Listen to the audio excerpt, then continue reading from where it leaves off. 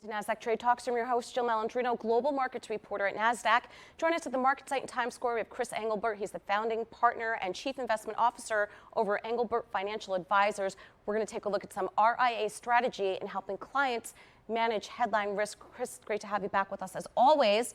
Engelbert Financial Advisors looks like someone went independent. Yes, absolutely. Very excited about it. It was time to spin off, form our own firm. We find that our team has a real niche market.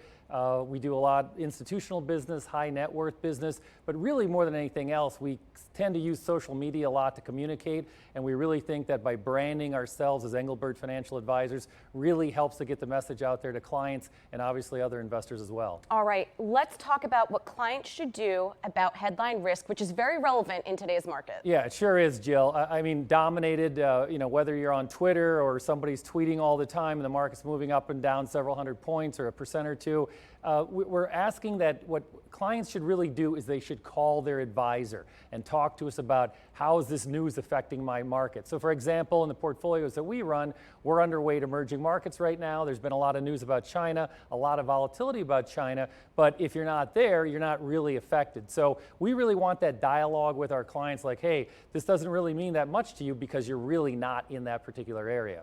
All right, let's move along to our next slide. Helping your clients when the news dominates the market. So I can imagine yesterday, what was it, Tuesday, September 3rd, you must have got a lot of calls. Oh my gosh, the market's in correction territory. I'm sure that was going through their minds. Now today, Wednesday, September 4th, it's a very, very different picture. The Nasdaq Composite up over 1% as we speak. Got to be some hand holding there. Yeah, absolutely. And it's like, the old adage in real estate, location, location, location. The same adage when you're talking to clients, you got to communicate, communicate, communicate. So what we try to do is we try to bring out videos. We try to obviously use Twitter, LinkedIn, et cetera, to get our message across. So for example, I have an app that clients can download on their phone. And I just did a video on Tuesday talking about what our view is for the rest of the year and how we think things are going to trend. A lot of this stuff is noise, but yet it's so 24/7 nowadays that clients get bombarded with this. And I really think that a lot of advisors are doing themselves and their clients a disservice by taking a very passive approach, waiting for people to call them or reach out to them. If you're really providing value as an advisor, you should be pushing out content. You should be talking to your clients about here's what we expect in the global markets. Right now, and we'll get into the charts in a minute, there's that narrative that we're in a recession. Our view is different. You need to communicate those views with your clients. I think the app's really interesting. I saw on the website, I believe you just text a code. Yeah. And then the app is available. Yeah, I have.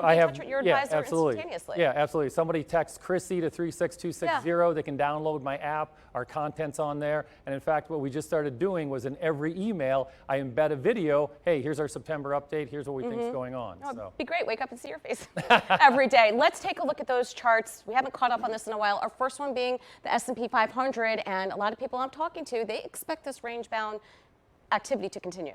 Yeah, we do too. Right now, obviously, the headline news is dominating what the markets are doing. But if you look at where we came from and where we are at, I mean, we had a nice correction the end of May, beginning of June. We rallied to new highs. We really think that we're starting to build up some kind of base, and we are much more positive in the latter half of the year.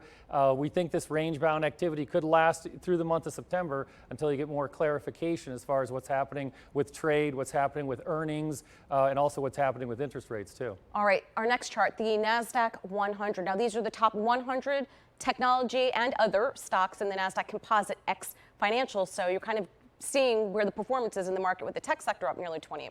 Yeah, and we think this has been the dominant leadership the last couple of years. It's actually holding up rather well. Some people say that this might be long in the tooth. We don't really think that way.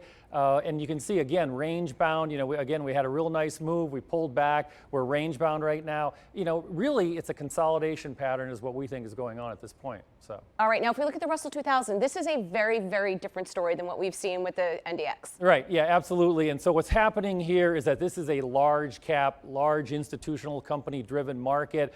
The small mid caps haven't really participated. You can see by the chart here, we are in danger of breaking down through that end of May, June low. Is that a negative? I don't know, because it seems that people are beginning to realize that there's a lot of bifurcation going on in the market. There is a lot of value in many of these smaller companies, but they just haven't participated. And we think what may end up happening is they may get to a point where they're so attractive that they're going to offer value into 2020, much more so than they are right now. I mean, could you imagine if we actually did get participation from the Russell 2000 stocks? Yeah, stand back. You could quick have a 15 to 20% rip your face off rally. All right, the 10-year note.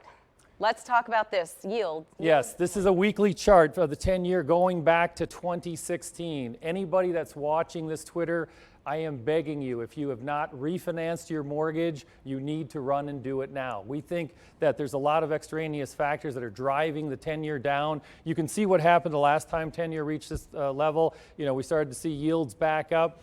Again, the narrative that everybody's heard all summer long is that, hey, we might be going into a recession, and that recession is driving down the 10-year. We think there's a much different take on it. When you have such a large amount of global debt that's in negative interest rate territory, anybody around the globe looking for any kind of yield, even 1.5% looks attractive.